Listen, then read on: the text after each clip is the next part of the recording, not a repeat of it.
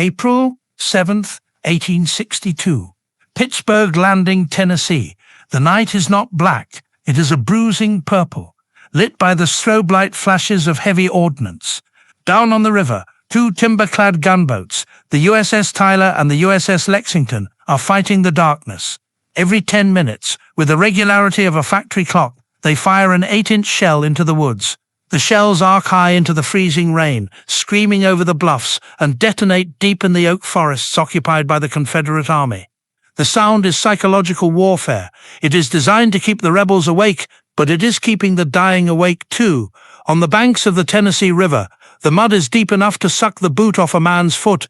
It is a slurry of clay, river water, horse manure, and blood. In this mud lie 3,000 men who are too hurt to move and too forgotten to be saved. The temperature is dropping, fast. Yesterday it was spring in the south. Tonight, a freak storm has moved in from the plains. The wind cuts through wet flannel uniforms like a razor. The rain is relentless, turning the ravines of the battlefield into rushing aqueducts of filth. Among the tangled roots of the oak trees, a 19-year-old private from Iowa is trying to die. He has taken a piece of shrapnel to the lower abdomen. He is holding his intestines in with his hands. He has been screaming for water for 6 hours, but his voice is gone now, reduced to a dry, clicking rattle in his throat. He is shivering so violently that his teeth are cracking together. He closes his eyes, waiting for the cold to finally stop the pain. When he opens them again, he thinks he is hallucinating. He thinks the fever has finally snapped his mind. He looks down at his hands. They are glowing. A soft, neon blue light is emanating from his stomach. It pulses faintly, like the embers of a dying fire. But it is cold light. He looks at the soldier next to him, a man with a shattered knee. The knee is glowing too. It is a pale, ghostly luminescence, cutting through the muddy dark. The private doesn't know it, but he is not alone. All across the dark ravine, in the gullies of the Hornet's Nest and the Peach Orchard, the wounded are beginning to light up. To the superstitious minds of 1862, this is the angel's glow. It is divine intervention. It is the mark of salvation. But this is not magic, and it is not religion. This is biology at its most ruthless.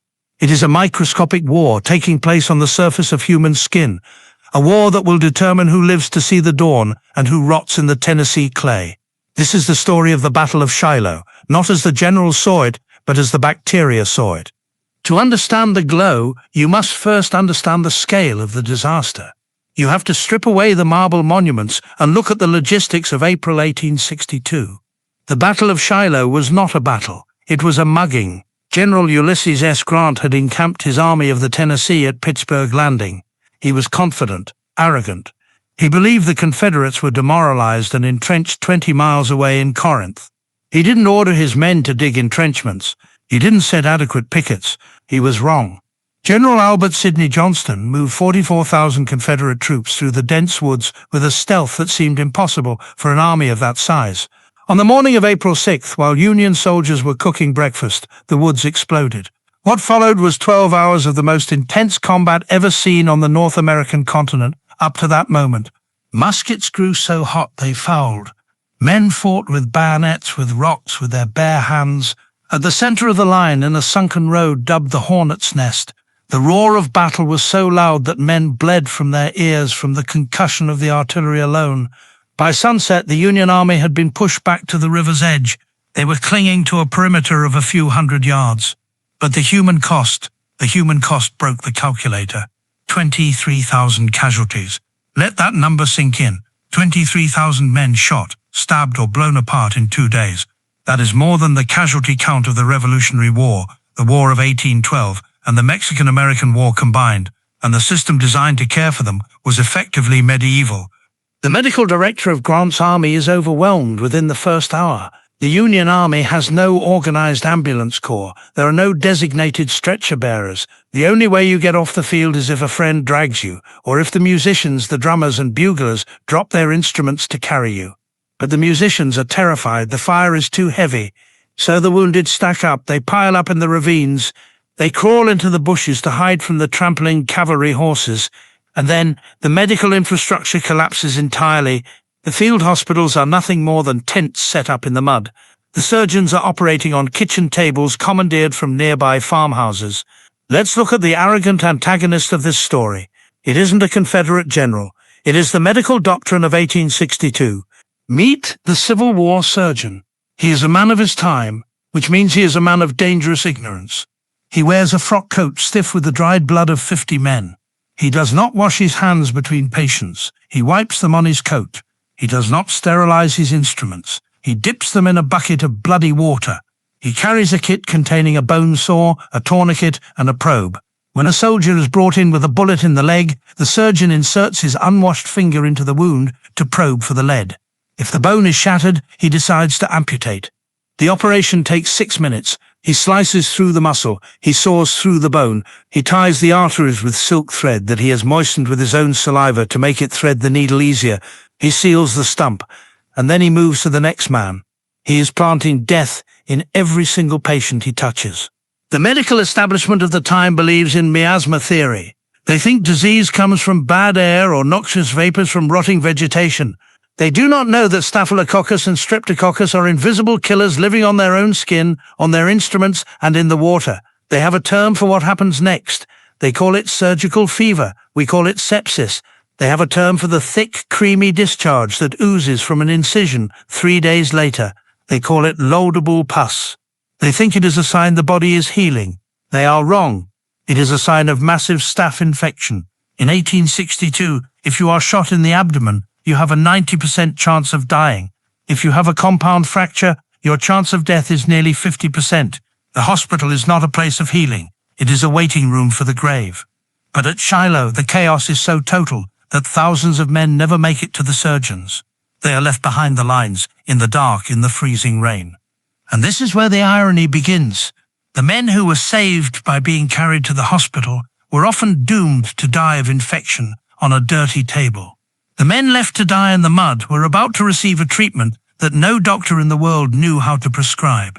Let's zoom in. Past the battlefield, past the soldiers, down to the microscopic level. The soil of Tennessee is rich. It is a living ecosystem.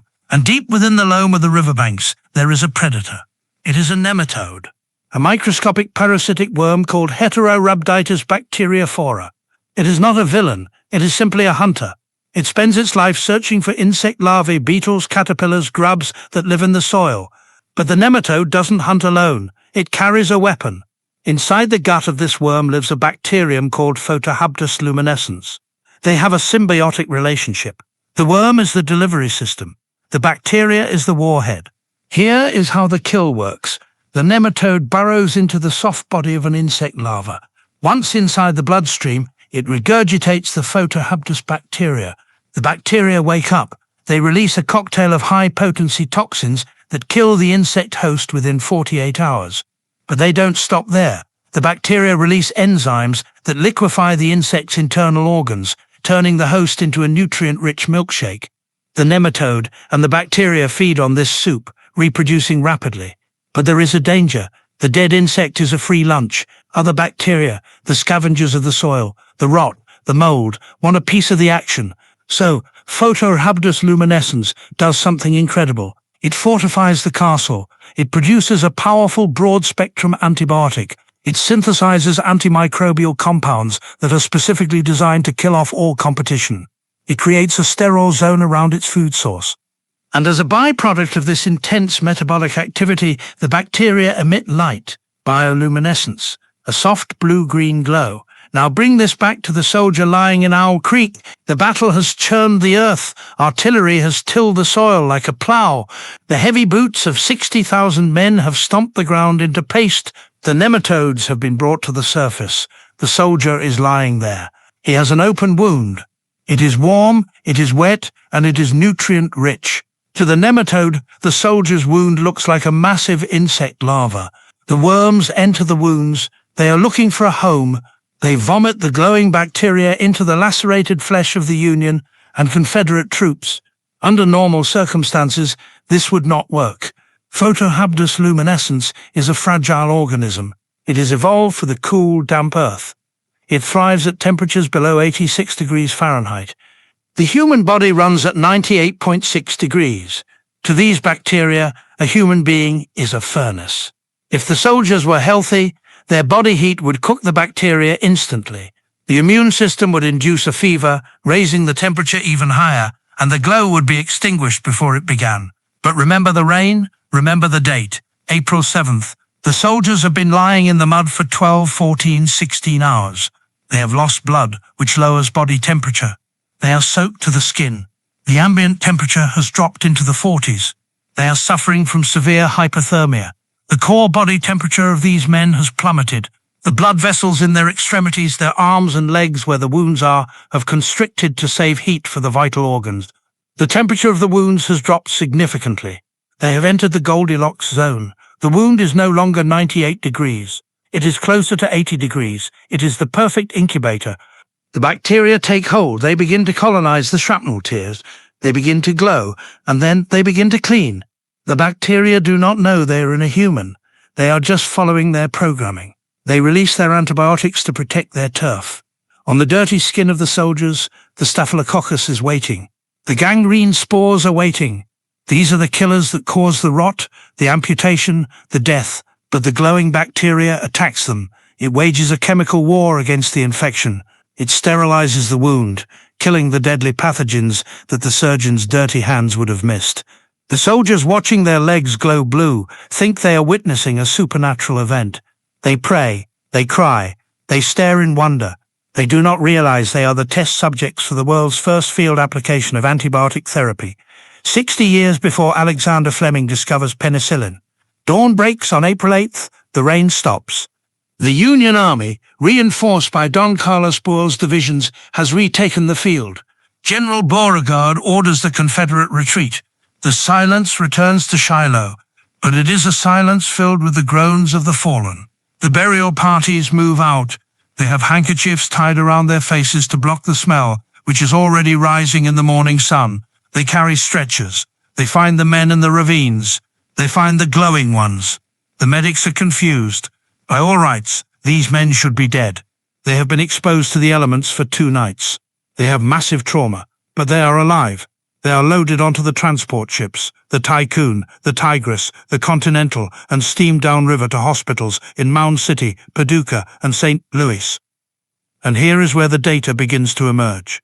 In the hospital wards, the surgeons notice a strange statistical anomaly.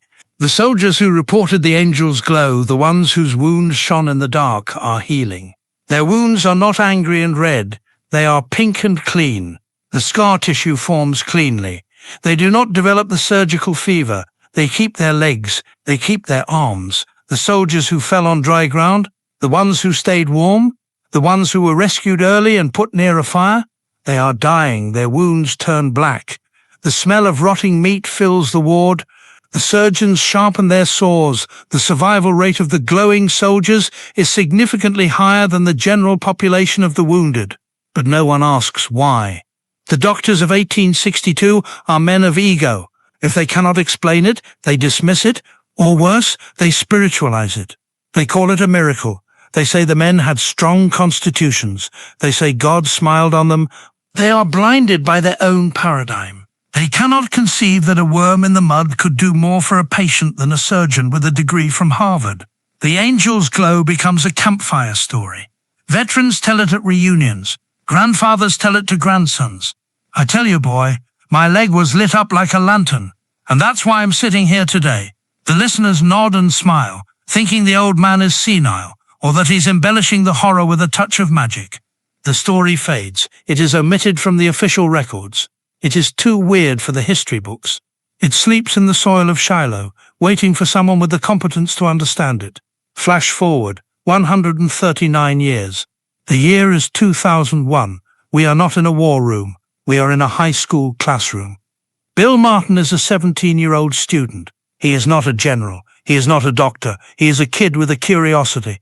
His mother is a historian. She takes him to Shiloh. She tells him the legend of the angel's glow. She frames it as folklore. But Bill has a different kind of mind. He possesses the trait that the Civil War surgeons lacked, the willingness to say, I don't know, but I can find out. He teams up with his friend, John Curtis. They decide to investigate the glow for a science fair project. They don't look at history books. They look at microbiology. They identify photohabdus as the likely candidate for the bioluminescence. But they hit the same wall that should have made the phenomenon impossible: body temperature. Every textbook tells them the bacteria dies at 98.6 degrees. Most people would stop there. They would say, myth busted, it's impossible. But Martin and Curtis possess the grit of true researchers. They look at the context.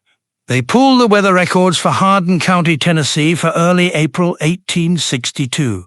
They look at the rainfall data. They look at the soil composition. They realize that the soldiers were not at 98.6 degrees. They calculate the cooling rate of a human body in wet wool exposed to 40-degree wind and rain. They realize the hypothermia was the key. The misery that should have killed the soldiers was the very thing that allowed the cure to work. They test it. They grow the bacteria. They expose it to the pathogens found in Civil War wounds. The results are conclusive. The glowing bacteria devours the gangrene. It obliterates the infection. Two high school students, armed with nothing but curiosity and the scientific method, solved a mystery that had baffled the medical world for a century and a half. They won the top prize at the Intel International Science and Engineering Fair. They proved that the angel's glow was real. Let's go back to the river. Today, Shiloh National Military Park is quiet. The birds sing in the peach orchard. The bloody pond is just a pond. The sun shines on the rows of white headstones in the National Cemetery. It is easy to look at a place like this and think about glory, to think about the flags and the charges and the rebel yell. But the reality of war is not glory. The reality of war is mud. It is infection. It is the failure of systems. The story of the angel's glow is a stark reminder of the limits of human arrogance. General Grant thought he could ignore the possibility of attack. He was punished for it. The surgeons thought they knew everything about healing. They were wrong. The soldiers thought they were alone in the dark. They weren't. There is a terrifying beauty in the indifference of nature. The ecosystem of the Tennessee River did not care who won the war. It did not care about the Union or the Confederacy. The nematode and the bacteria were simply doing what they have done for millions of years, surviving. And in their survival, they accidentally saved the lives of young men who were trying to kill each other.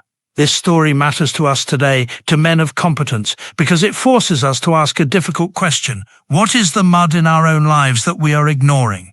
We build our plans, we have our expertise, we think we know how the world works. But often, the solution to our biggest crisis comes from the place we least expect. It comes from the dirt. It comes from the cold. It comes from the things we try to avoid. The soldiers at Shiloh cursed the rain. They cursed the cold. They cursed the mud that trapped them. But the rain, the cold, and the mud were the only things keeping them alive. Sometimes the hardship is the cure. January 2026. Next time you face a crisis that seems insurmountable, when the cold sets in and you feel like you are stuck in the mud, remember the glowing wounds of Shiloh. Remember that reality is stranger, harsher, and more miraculous than any fiction. Remember that sometimes the light at the end of the tunnel isn't a train. Sometimes it's a worm, and sometimes that's enough to save you